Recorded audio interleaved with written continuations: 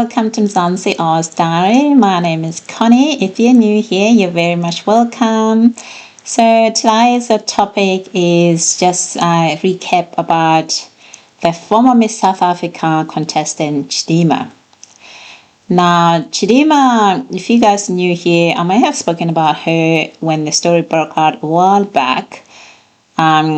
She is a former Miss South Africa contestant, and she couldn't continue to represent South Africa because there was a complaint to the Minister of Sports, Gayton McKenzie, and subsequently an investigation took place to look into the matter of her identity.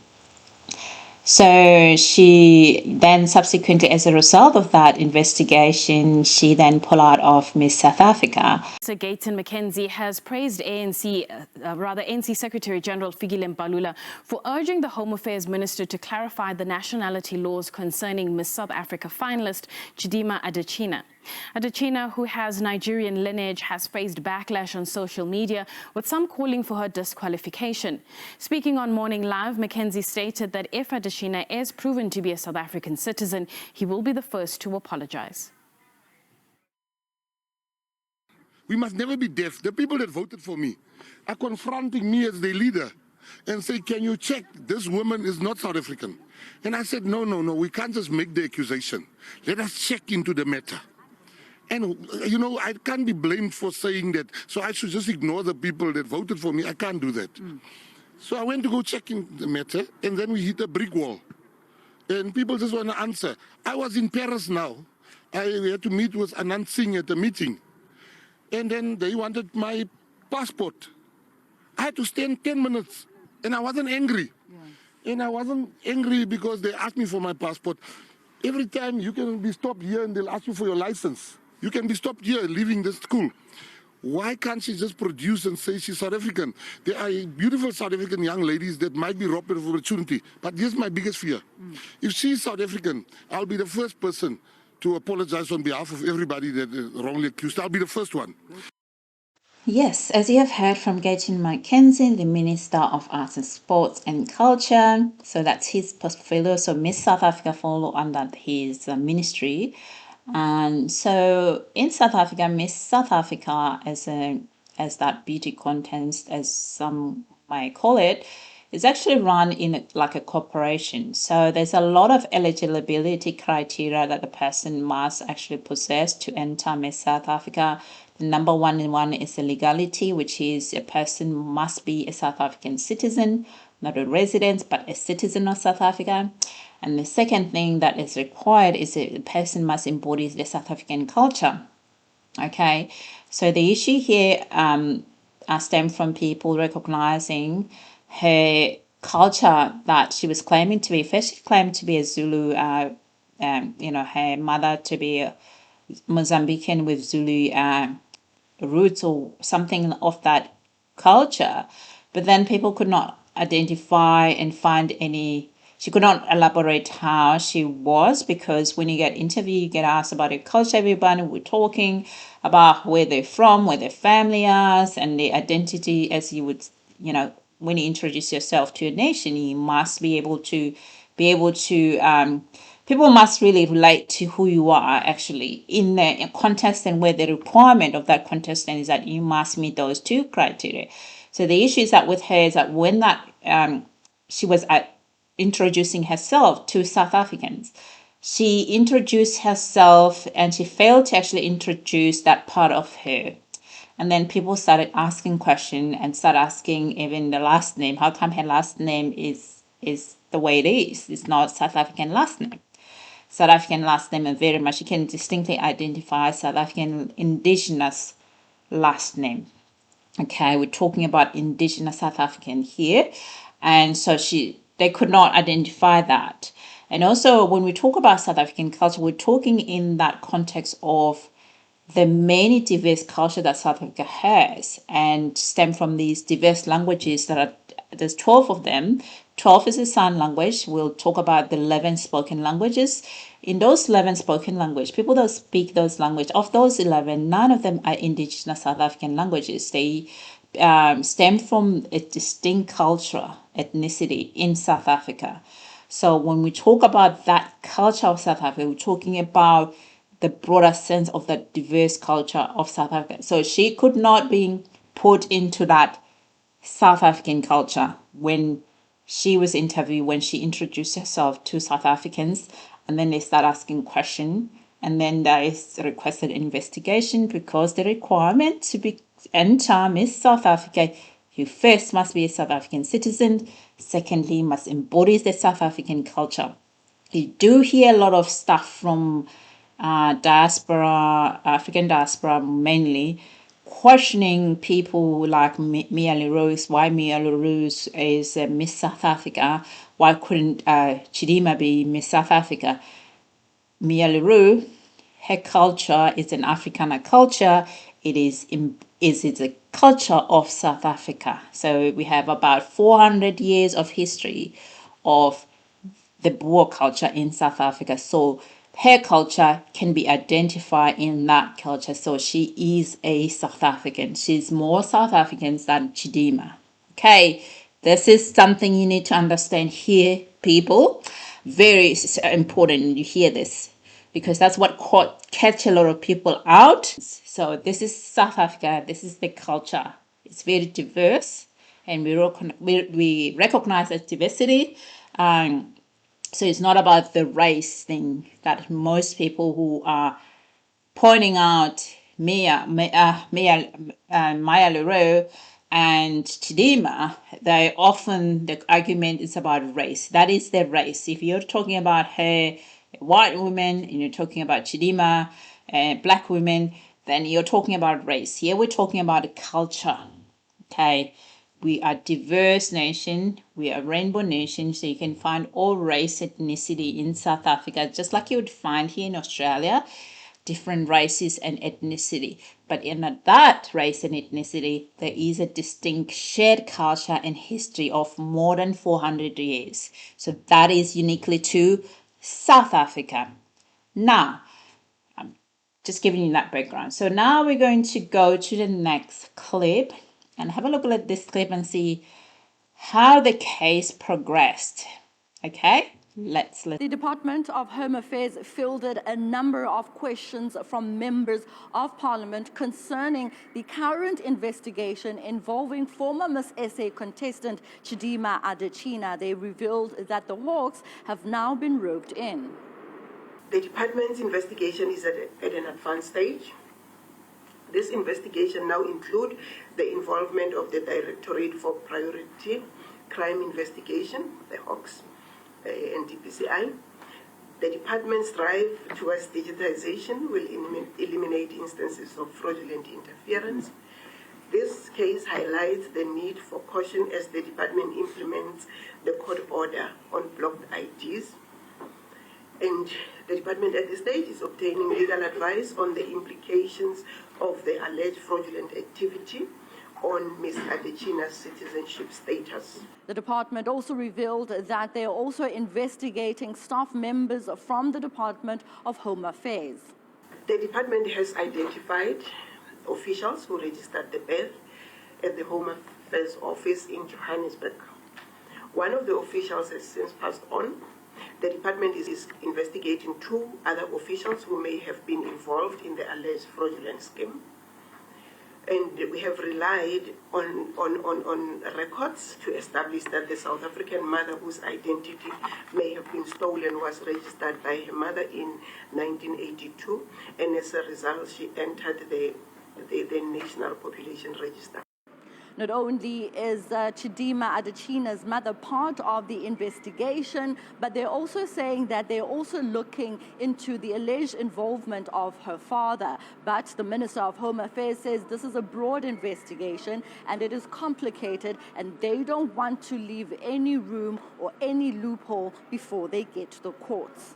You find that what one person does has implications for others. That's where this question comes from now. What is the implication for this contestant from the actions of her mother? Well, then you also need to look at what is the status of the father and how did this happen? Who were the officials involved in the alleged fraud, etc. So this is certainly not an issue of picking on someone or an individual. We are getting a broad sense of how this came about.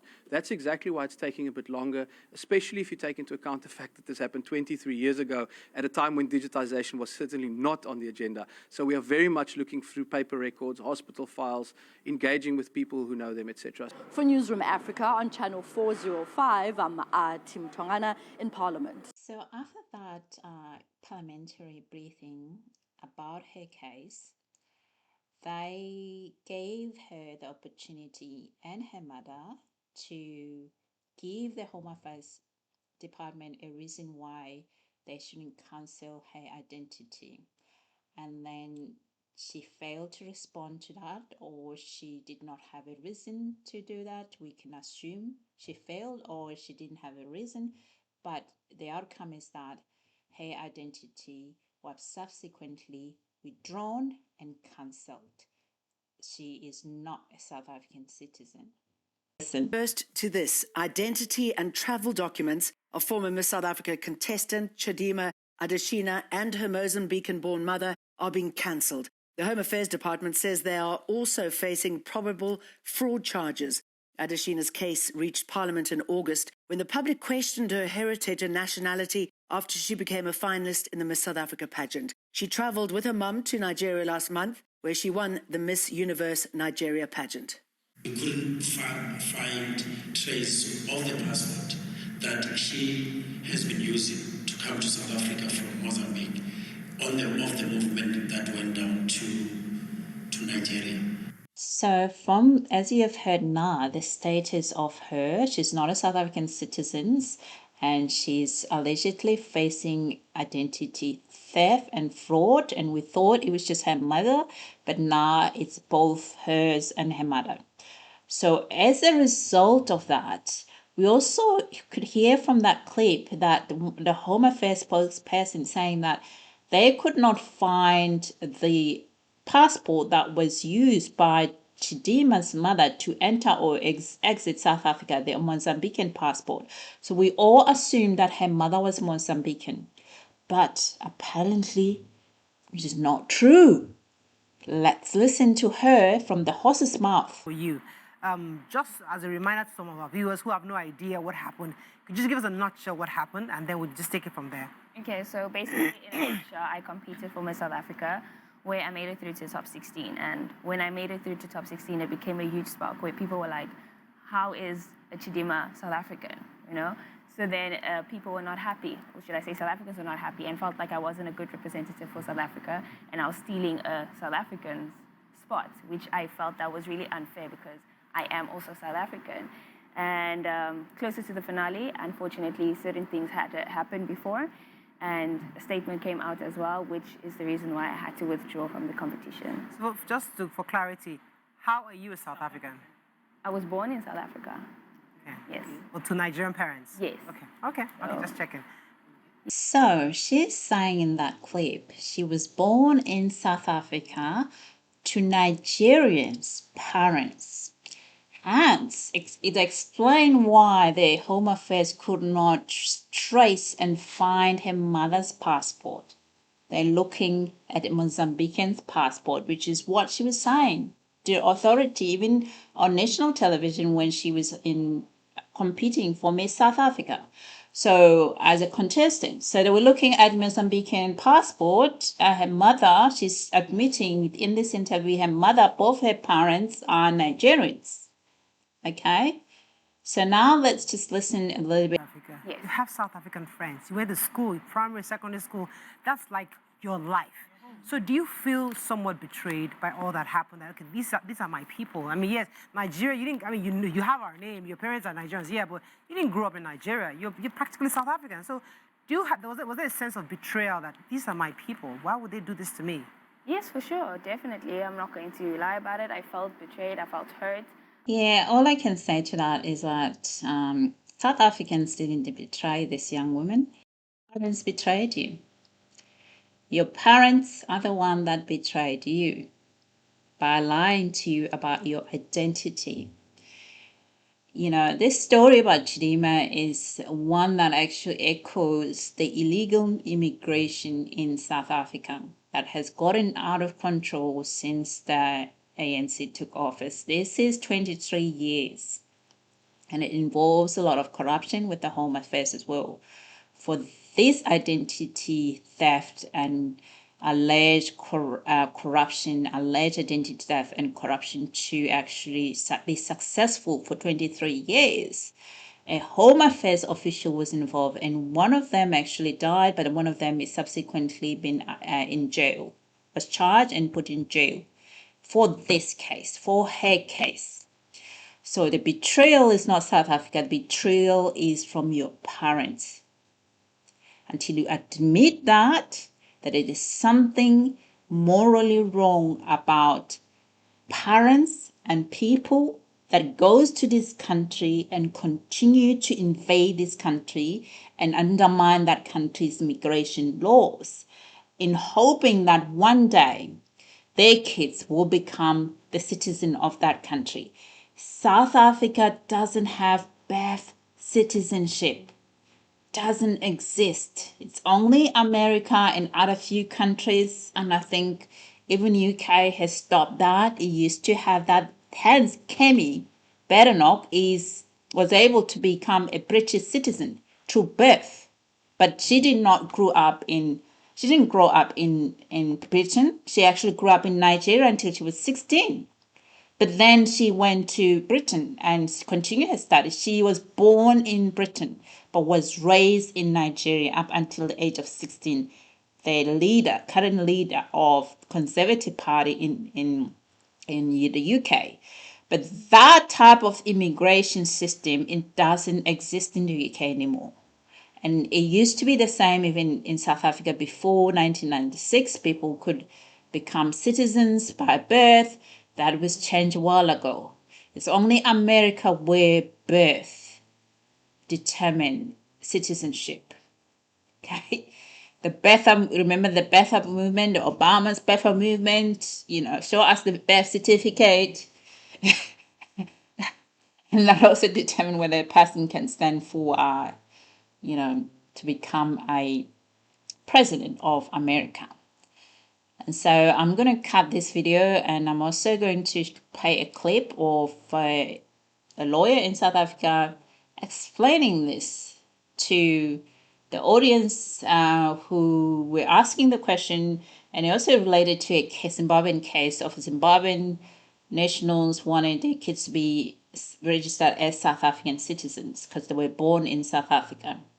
And they took the case to court, and the High Court actually provided some in fact that was actually wasn't necessary because the law is very clear. There's no birth citizenship in South Africa.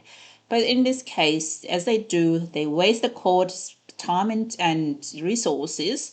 They went to the High Court, and High Court rejected. On the South African morning, now children born in South Africa to foreign national parents do not automatically become citizens. That's the ruling of the Polokwane High Court. It dismissed an application by Zimbabwean parents who wanted their children issued with South African birth certificates. Now, for some clarity on exactly what works and what the intricacies of this are, we're joined by immigration expert Gary Eisenberg. Gary, a very good morning to you. Now, common belief and common perception from the layman is that if you're born in a country, you automatically become a citizen of that country by virtue of birth. But clearly this is not the case. It's certainly not the case in South Africa. Before the 1st of January 2013, if a person was born in South Africa of a single permanent resident parent, that person was born a South African citizen. After the 1st of January 2013, in order for a person born in South Africa immediately to be born a South African citizen, at least one parent must be a South African citizen. In fact, if a person is born anywhere in the world, South Africa, Kenya, Russia, United States, and one parent was a South African citizen at the time of that person's birth, that person would have been born a South African citizen. If one parent was a citizen at the time of the birth and is not subject to a birth registration, in law that person would be a South African citizen. Polokwane case that you have referenced dealt with a person born in South Africa, a minor child, born of a parent who was neither a South African citizen nor a permanent resident, and therefore the person was not born a South African citizen. Citizenship is a creature of statute, and if the statute does not enable the person to tick all the boxes for citizenship, for a qualification for citizenship, the person is not a South African citizen or doesn't qualify for citizenship. And that's what happened here. So let's look at countries, Gary, that do apply or put in place what is called birthright citizenship. And I guess the common example that we all make reference to is the United States. If you're born in the United States, there are no ifs, ands, or buts. You will become an American citizen. That's quite right. There are few countries like that where you're born on that country's soil just because of that and nothing else. You're born a South African citizen. But citizenship is becoming more restrictive in various parts of the world, including South Africa. As time passes, our laws are becoming stricter and stricter regarding citizenship. In fact, South Africa's white paper on international migration, adopted by the Zuma cabinet in 2017, suggested that people should never graduate to citizenship by naturalization, even though they might have held permanent residence for the last 50 years. And that might be coming. That might become law in this country. It's always been the case that if a permanent resident of South Africa has resided in South Africa continuously for at least 5 years, that person would qualify for citizenship thereafter. And this government wants to change that and sever a permanent resident's right to qualify for permanent residence. So as time moves on, South Africa, and that's the country of our focus this morning, citizenship is certainly becoming more of a restricted species. Let's focus, Gary, on this particular case. In this instance, the gentleman was in South Africa, from my understanding, on a work permit. His partner was here on a visitor's permit. They then have given birth to their 3 children in South Africa. But what the court said here is that they failed to establish the grounds for citizenship in terms of either birth or naturalization. Explain that to us. The birth part you have. Talk to us about the naturalization. Yes. So, as I said just now, a person born in South Africa and neither of their parents are permanent residents or citizens, just like in the Polokwane case you've referenced, are not born South African citizens. And therefore, they won't be issued with printed birth certificates. Printed birth certificates are certificates printed with information held by South Africa's so-called population register, administered by the Director General in terms of the Identification Act. And it is only information of citizens or permanent residents that's uploaded into the population register. And that explains why persons born in South Africa who are not born citizens do not get printed birth certificates. They get printed. So Gary, in this instance, Gary, what do they get? Because a child has been born, they've got to be noted in one way or another. What does the hospital give to the parents? Well, they certainly, their births are noted. That information is kept on a birth register, but that information is not kept in South Africa's population register. So they are given handwritten birth certificates, not printed birth certificates. And in this particular case, as far as I understand, the parents wanted printed birth certificates. Printed birth certificates are only issued to South African citizens or permanent residents, and therefore these children were neither. So they didn't qualify for South African citizenship by birth because they were not born of parents who were citizens or permanent citizens at the time of their birth. Very clearly explained to us. Thank you so much. That's immigration expert Gary Eisenberg. So literally with these unabridged certificates, they have to then go back home to Zimbabwe and actually have the children registered in Zimbabwe. Certainly, Gareth, one of those situations that is worth knowing. Yeah. Because you'll find a lot of people coming into the country thinking that if your child is born here, they're naturally South African, but that certainly doesn't And that becomes a problem when there's adults and there's 18-year-olds. They want to start getting citizenship and permanent residency. It's why we always very gracious for Gary's time, because he explains a very complicated issue. Very, very. So, as you have heard from this clip, as Chidimma herself told us, her parents are Nigerian parents, and we're Nigerian at the time of the birth, and we know that there's an alleged identity theft and fraud that allegedly from her parents, and she's included in that as well. And we will use that alleged identity theft and corruption because she hasn't gone to court. I get frustrated from people from Nigeria talking about why the Home Affairs hasn't concluded an investigation. In South Africa, it's a constitutional democracy. You are guilty until you find yourself to court, until the court say you are guilty of a crime. Even if there's a prima facie evidence, highly probability that you committed a crime, until she finds herself and face those allegations in South Africa, we're still going to use allegation. It's been alleged. She hasn't been charged yet. Neither her parents have been charged. And the South African Home Affairs are very careful, as you've heard from Dr. Leon Schreiber, about how they want to make sure this case is tight. And when it goes to court, it doesn't fail. And actually, victims of this alleged identity theft are actually going to be able to have some closure from it. Because there is a South African woman that her identity was stripped to actually register Chidimma allegedly to become a South African citizen at the time of her birth. Okay, this story of her is the story of illegal immigration. The manner in which people who migrate to South Africa as illegal migrants, how they tend to do criminal activities in order for them to actually acquire identity of South African, so that they can, because if you don't have if someone is visiting South Africa or any country, you're a visitor, you're not allowed to work, you're not allowed to engage in certain activity.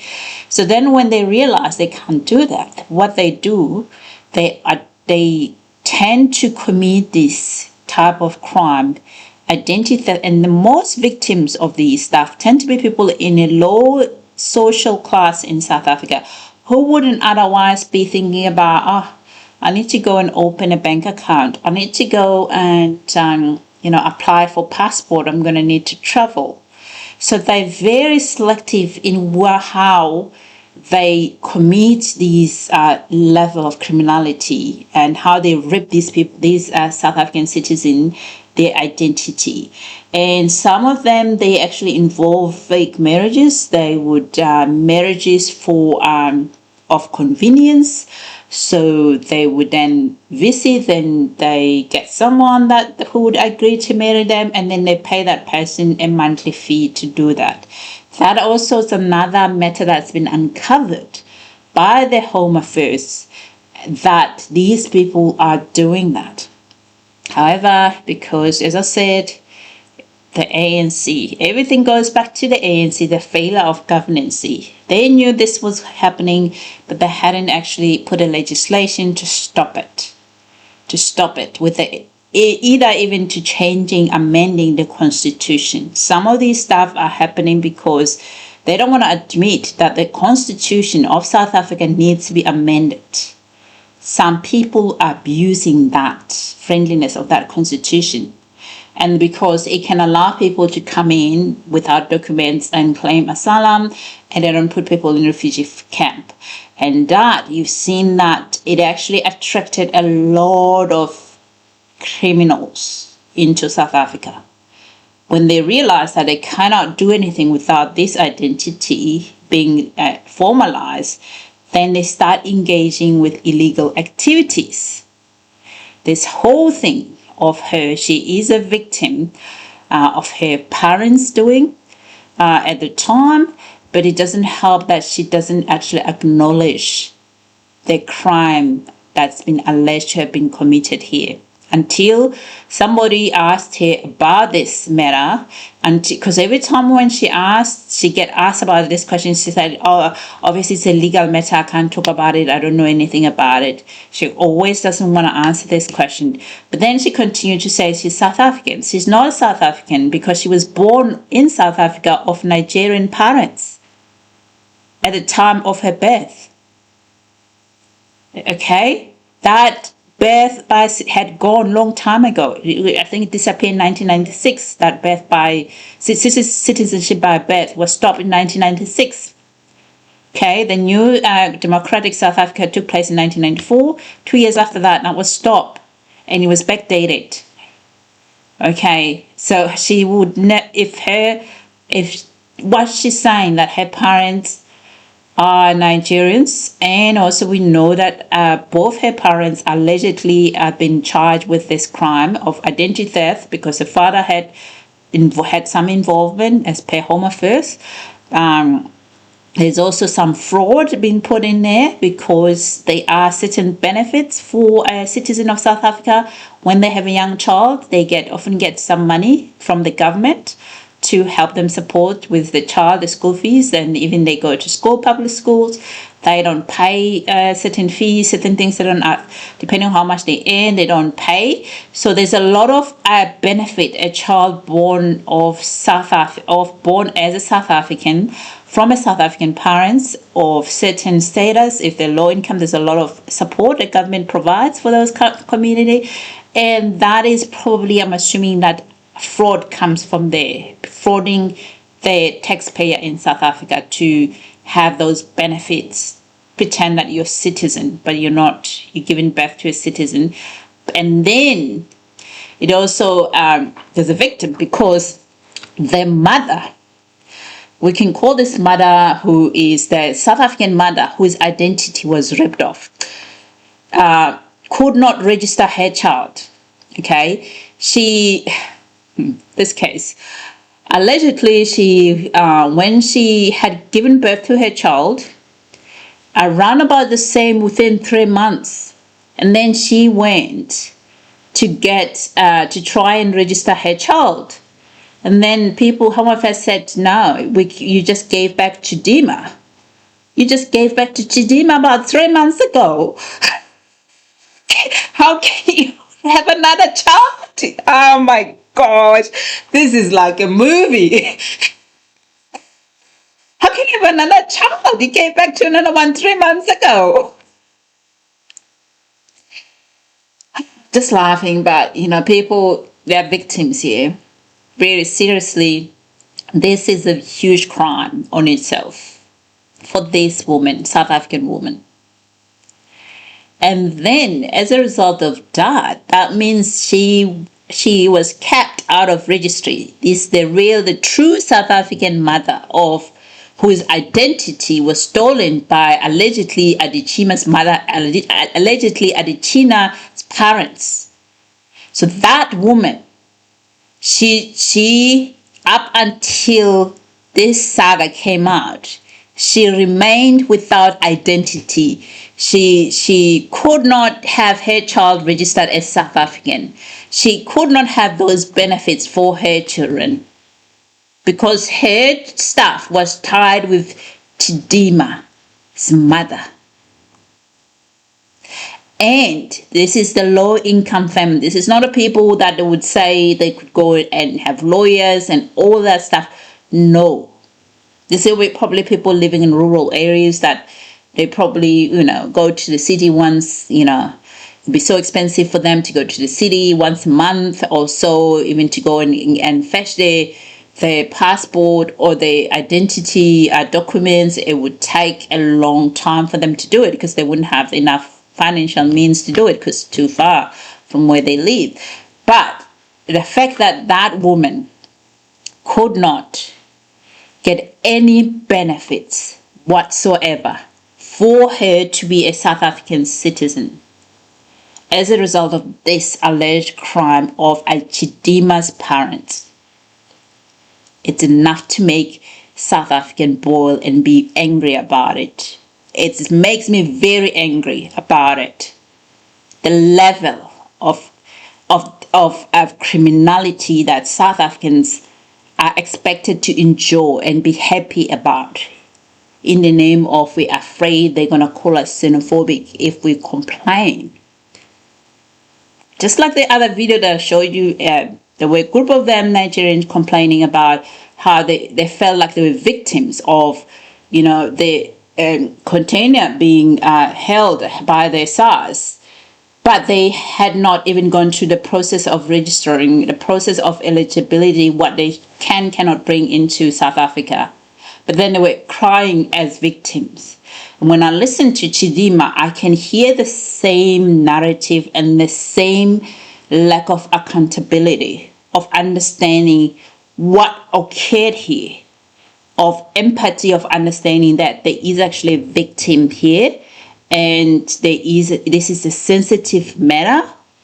And whatever she goes about and doing this interview, to realize that these things, it's going to be making us, the expat South African, everybody else, be outraged by it, knowing that there is a victim. The true victim remains for 23 years having no access of any government benefits for her kids as a result of this crime.